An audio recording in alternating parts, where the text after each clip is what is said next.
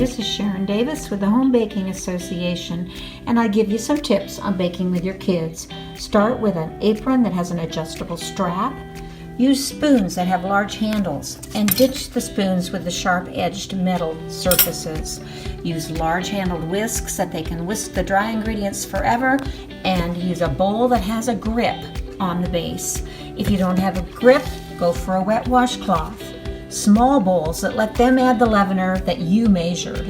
Go for dry ingredient and liquid ingredients that are standardized and have large numbers on them so they learn them.